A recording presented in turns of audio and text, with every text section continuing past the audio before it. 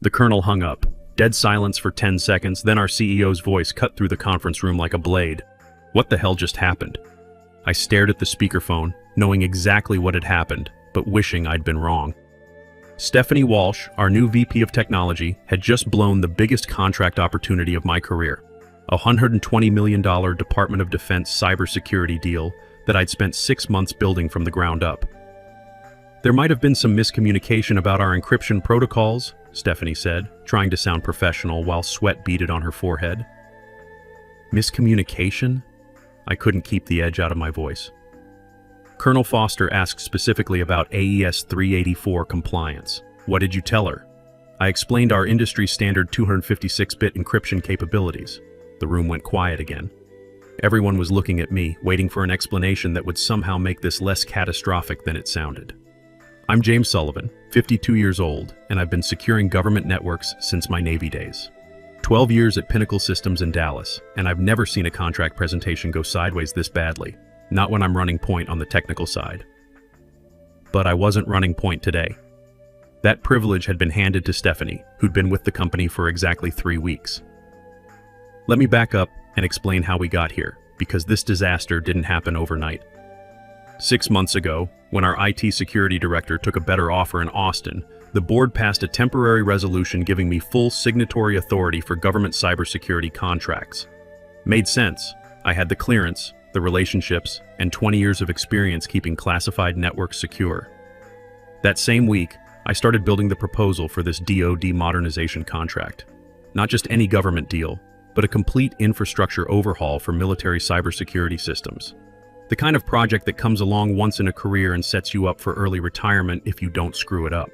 For 6 months, I lived and breathed this proposal. Every protocol specification, every compliance requirement, every redundancy system had my fingerprints on it. I knew the Pentagon security people better than some of my own family members. Then Stephanie Walsh arrived like a corporate hurricane.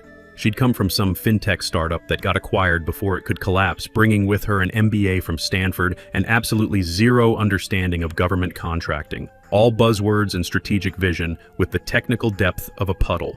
Within her first week, she'd reorganized my team structure, moved budget lines around like monopoly money, and started having daily coffee meetings with our CEO. By week 2, my access to client briefings had been streamlined. My input on technical specifications became optional. Classic power play. Isolate the guy who knows too much, then hand his work to someone who looks better in PowerPoint presentations. The moment that sealed my fate happened in the elevator on day 3 of the Stephanie era. I was heading up to brief the executive team on Pentagon security requirements when she stepped in beside me. "I need you to stay in your lane, James," she said, not even looking at me, just staring at the floor numbers like she was announcing the weather. My lane? The technical details. Leave the relationship management to people who understand the bigger picture. That's when I knew this wasn't about improving efficiency or strategic alignment. This was about a 35-year-old corporate climber who felt threatened by a guy who'd been securing networks since before she could spell encryption.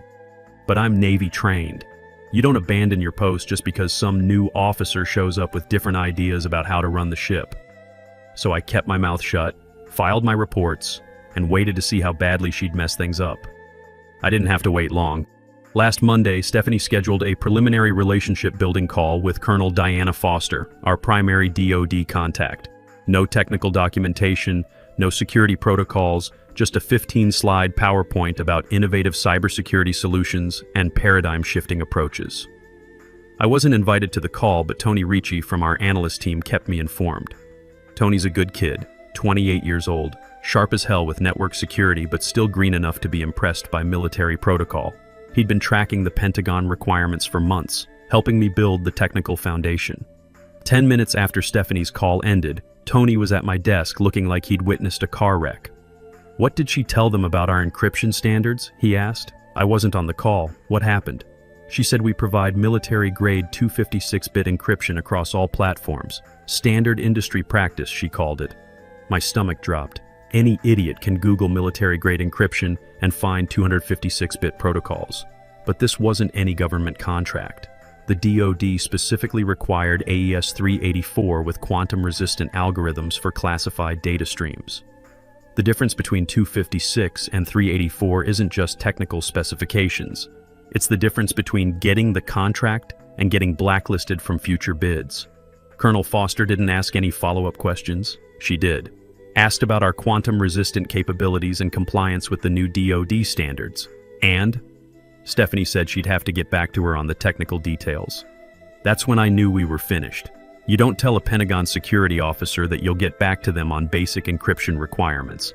That's like telling a Navy admiral you'll need to Google the difference between port and starboard. The DoD went silent for 3 days. No return calls, no email responses. Colonel Foster, who usually responded to my messages within hours, marked herself as unavailable indefinitely. Our proposal status got updated to pending technical review. Government speak for "we're not impressed." Which brings us back to this morning's emergency call, where Colonel Foster politely but firmly informed us that our technical specifications didn't meet DoD requirements and they'd be moving forward with other vendors. $120 million. Gone. Because someone who'd never secured anything more complex than a coffee shop Wi-Fi network thought she could wing it with Pentagon cybersecurity officers. The silence in the conference room stretched until our CEO finally spoke. "James, can you fix this? James, can you fix this?" That question hung in the air like smoke after a firefight. Everyone in the room was looking at me. The CEO, the CFO, even Stephanie, though she was trying to look anywhere else. "Sir, I can try, but I'll need full technical briefing authority and direct access to Colonel Foster." "What about chain of command?" Stephanie interjected. "I'm the VP of Technology. All DoD communications should flow through my office." The CEO's expression could have frozen water. "Stephanie, your office just cost us $120 million. I think we can skip the organizational chart for now." I pulled out my phone. "Colonel Foster, this is James Sullivan from Pinnacle Systems. I understand there was some confusion in this morning's briefing." "Sullivan." Her voice was crisp, military efficient. "Are you calling to explain why your VP doesn't understand basic encryption protocols?" "Ma'am, I'm calling to request a do-over. Military to military." There was a pause. In the background, I could hear the familiar sounds of a Pentagon office. Secure phones ringing, the low hum of classified computers. "You have 20 minutes to convince me this isn't a waste of my time." "Roger that, ma'am." For the next 20 minutes, I walked Colonel Foster through our actual capabilities. Not PowerPoint slides or corporate vision statements, but real technical specifications. AES 384 encryption with quantum-resistant algorithms, classified data stream isolation, network intrusion detection that could spot a Russian hacker from 3 time zones away. When I finished, she was quiet for a moment. "This is what we needed to hear this morning, Sullivan." "Yes, ma'am. I apologize for the miscommunication. Can you be here Thursday for a full technical review? No PowerPoint presentations, no corporate executives, just you and your technical documentation." "Absolutely, ma'am." "And Sullivan, will you be the primary technical contact throughout the contract implementation?" I looked across the table at Stephanie, who was staring at her phone like it contained the secrets of the universe. "That's my intention, Colonel." "Good. We'll see you Thursday." After I hung up, the CEO leaned back in his chair. "James, what do you need from us?" "Complete autonomy on the technical presentation. No interference, no oversight, no last-minute changes to the proposal. Done." He turned to Stephanie. "You'll provide James with whatever support he needs. Full access to all materials." Stephanie nodded, but I could see the wheels turning behind her eyes. This wasn't over. That afternoon, I spent 4 hours rebuilding our technical presentation from scratch. Tom Rodriguez from our contracts team helped me review the legal language, making sure every specification aligned with DoD requirements. "This is solid work, James," Tom said, flipping through the documentation. "Pentagon quality. It better be. This is our last shot." "What's the story with Walsh? Why'd she think she could handle a DoD briefing without technical backup?" I shrugged. "Some people think military contracts are just regular business deals with bigger budgets." "Yeah, well, those people usually don't last long in government contracting." Tom was right about that. But I had a feeling Stephanie wasn't going to disappear quietly. Wednesday evening, I got a call from my son Danny. He's 25, works as a cybersecurity analyst in Austin, smart kid who inherited my love for network security and my ex-wife's ability to see through corporate bullshit. "Dad, heard through the grapevine that Pinnacle almost lost a major Pentagon deal. Word travels fast in this industry. Is it true your new VP tried to present military encryption specs without understanding the difference between AES 256 and AES 384? I laughed. Where'd you hear that? Dad, the cybersecurity community isn't that big. People talk, especially when someone screws up a DoD presentation that badly. That hit me harder than I expected. I'd been thinking about this situation in terms of office politics and personal pride, but Danny's comment reminded me that my reputation extended beyond Pinnacle Systems. 20 years of government contracting, and now people were talking about how my company had fumbled a Pentagon deal. I'm fixing it tomorrow. Good, because some of us are actually proud of what you've accomplished. After Danny hung up, I sat in my home office staring at the wall. My DD-214 was framed there, right next to my first government contracting certificate. 23 years since I'd left the Navy. But some things never change. You don't let your unit down, you don't abandon your mission, and you sure as hell don't let some corporate climber destroy 2 decades of professional relationships. Thursday morning, I drove to the Pentagon feeling more confident than I had in weeks. This was my element, technical briefings with military professionals who understood the difference between marketing speak and actual capability. The meeting lasted 3 hours. Colonel Foster's security team asked every question I'd hoped they would. Network architecture, intrusion detection protocols, classified data handling procedures, quantum-resistant encryption implementation. Questions that required real answers, not corporate vision statements. When it was over, Colonel Foster shook my hand. This is what we needed to see from the beginning, Sullivan. Professional, thorough, and technically sound. Thank you, ma'am. One more question. Your company's internal structure, will you have full authority over technical implementation? Now that was interesting. She wasn't just asking about my role, she was asking about interference from people like Stephanie. Ma'am, I have board-authorized signatory authority for DoD security contracts. Full technical oversight. She nodded. We'll have preliminary approval by end of business Friday. Friday afternoon, the approval came through. Full contract authorization, 5-year term, $120 million value. But buried in the contract language was something Tom and I had discussed, a protection clause that covered both sides. Section 12.4 stated that if the named technical signatory was removed, reassigned, or terminated within 90 days of contract execution, the DoD reserved the right to conduct a full security review and assess breach penalties. Any financial liability resulting from such a review would fall to the approving executive authority responsible for the personnel change. Translation: if they tried to cut me loose now, the company executives would be personally liable for any contract penalties, not the company insurance, not the shareholders, them personally, out of their own bank accounts. The contract was executed Tuesday morning. By Tuesday afternoon, Stephanie was asking uncomfortable questions. Tuesday afternoon, Stephanie was in the CEO's office asking uncomfortable questions. Tony Ricci stopped by my desk with that look he gets when he's picked up interesting intelligence from the executive floor. "Your new best friend has been busy," he said, dropping his voice to cubicle conversation level. "Oh, spent an hour with legal this morning asking about your signatory authority, wants to understand the proper chain of command for DoD contracts going forward." I leaned back in my chair. "She's welcome to review the board resolution, it's all documented. Also asked HR about reporting structures and whether your Pentagon access needs executive oversight." That made me smile. Stephanie was smart enough to recognize she'd been outmaneuvered, but not smart enough to understand how badly she'd miscalculated. "Anything else?" She scheduled a meeting with the CEO for tomorrow morning. Subject line: strategic oversight of government contracting. Sounds like she's planning a comeback tour. Tony grinned. Should be interesting. Oh, and someone forwarded Colonel Foster's commendation email to the company-wide distribution list. You're kind of famous around here now. The commendation was nice, official Pentagon letterhead praising Pinnacle Systems for exceptional technical expertise and professional military standard protocol adherence. But the real satisfaction was knowing that every attempt to marginalize me had backfired spectacularly. Wednesday morning brought the inevitable elevator encounter.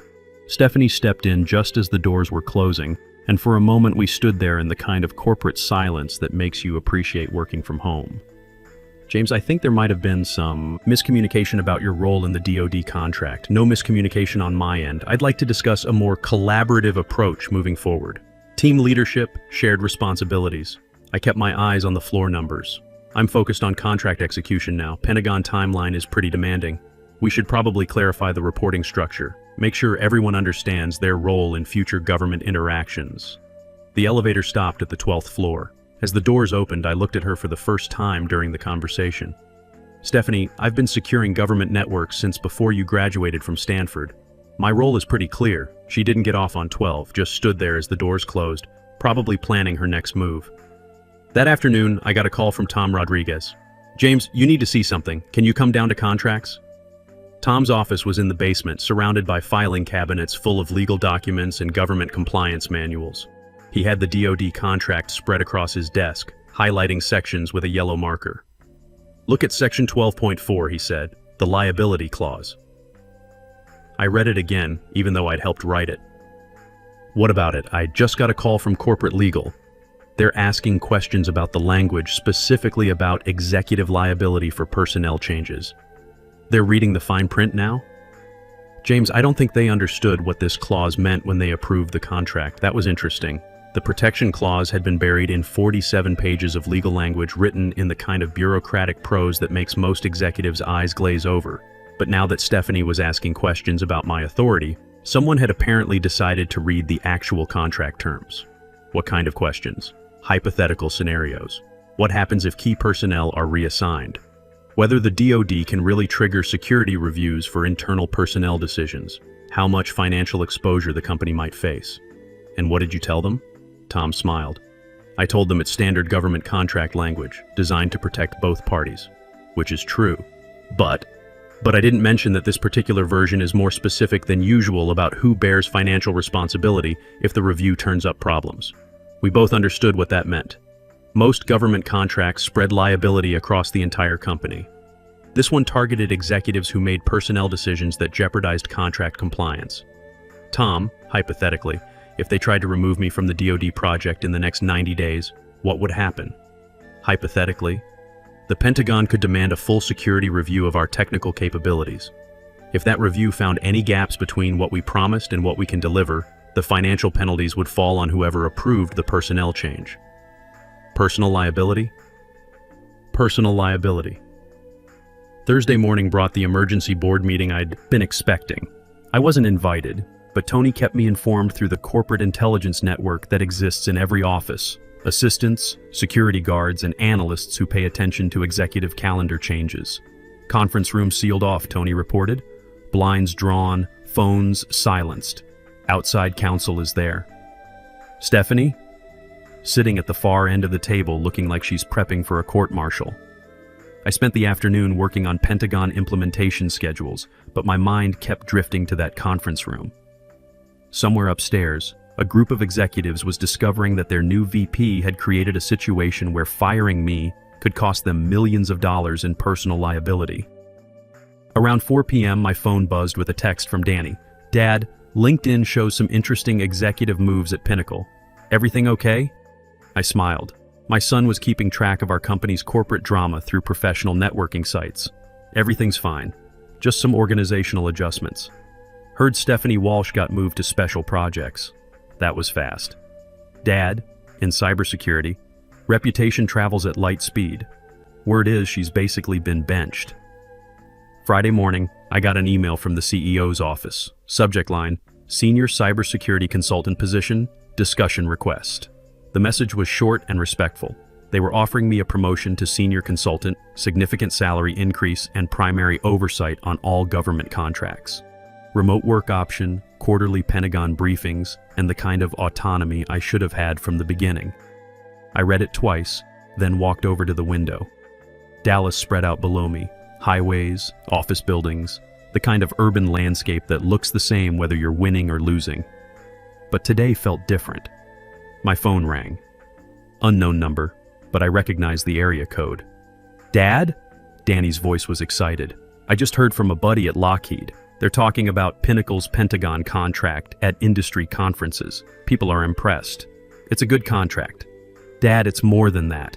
People are saying you personally saved a $120 million deal after it went sideways. That kind of reputation opens doors. After Danny hung up, I typed my response to the CEO's offer. I'm interested. Let's discuss terms. No drama, no victory speeches, just professional acknowledgement that they finally understood who was actually keeping their government contracts secure. But the best part was knowing that I hadn't just saved my job, I'd become the person they couldn't afford to lose. The negotiation meeting happened the following Tuesday in the CEO's office. Not the conference room where Stephanie had tried to throw me under the bus, but the corner office with the view of downtown Dallas and the kind of leather chairs that cost more than most people's cars. "James, let's talk terms," the CEO said, sliding a folder across his desk. "Senior cybersecurity consultant, $185,000 base salary plus performance bonuses tied to contract success." I opened the folder and scanned the offer. Remote work option, quarterly Pentagon briefings, full autonomy over technical implementations. Everything I'd wanted for 12 years, finally being offered because they had no choice. "The liability clause," I said.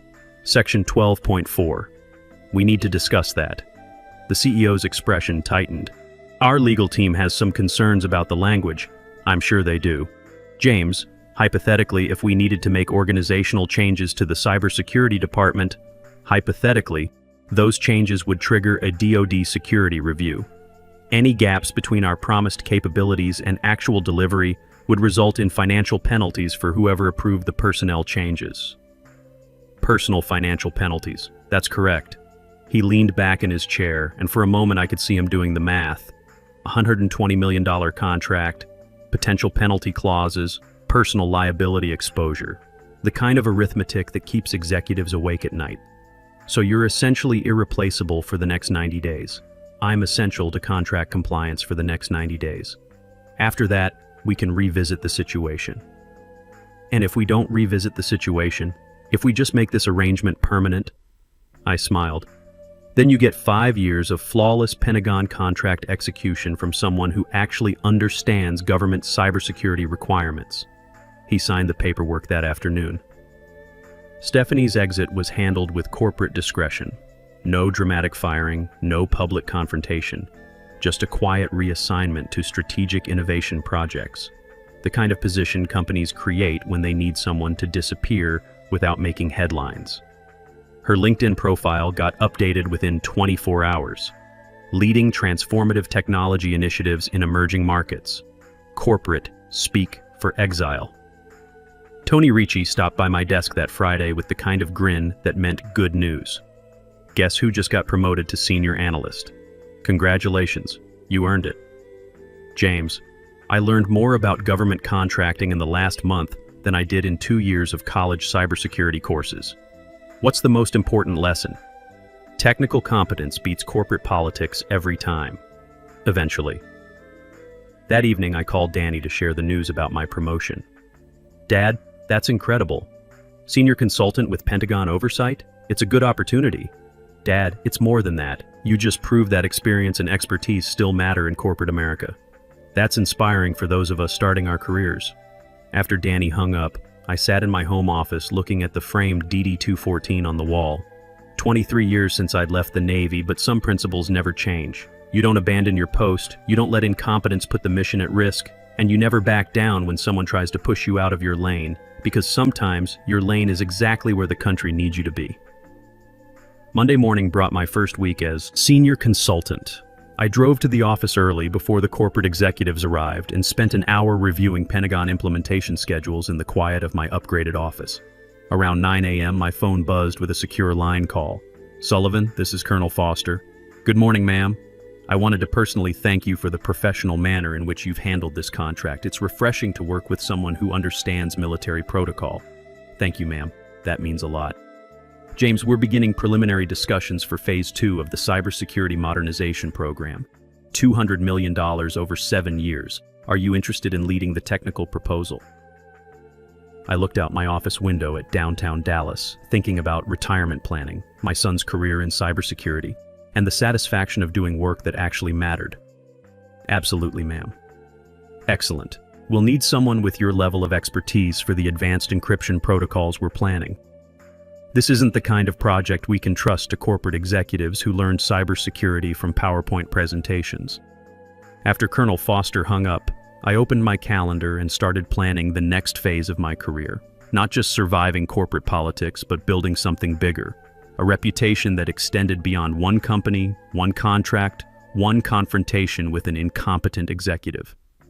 3 months later, Stephanie Walsh left Pinnacle Systems for a strategic consulting opportunity with a startup in Austin. Her farewell email was professionally cordial, wishing everyone success in their future endeavors. I didn't respond to the email. Didn't need to. That afternoon, Tony stopped by my office with industry news. "James, you see the cybersecurity conference agenda for next month? What about it? You're listed as a keynote speaker. Government contracting, technical excellence in federal cybersecurity." I laughed. How did that happen? Word gets around. People want to hear from the guy who saved a $120 million Pentagon deal and turned it into a career-defining opportunity. 6 months after that elevator conversation where Stephanie told me to stay in my lane, I was setting the standards for government cybersecurity contracting, teaching other professionals how to navigate Pentagon requirements, how to build authentic relationships with military personnel, and how to protect their expertise from corporate executives who think everything can be managed with better PowerPoint slides. My son Danny called that evening with news of his own promotion to lead cybersecurity analyst. "Dad, I used your Pentagon contract as a case study in my promotion interview. Showed how technical expertise and military protocol adherence can differentiate a company in government contracting. How'd that work out?" They offered me a 20% salary increase and asked if I knew any other Navy veterans interested in cybersecurity consulting. After Danny hung up, I walked out to my backyard and looked up at the Texas sky. Clear night, stars visible despite the city lights. The kind of evening that makes you appreciate the long road that brought you to where you are. I'd stayed in my lane, all right. Built it wider, made it stronger, and turned it into the road everyone else wanted to follow. Some lessons are worth teaching twice.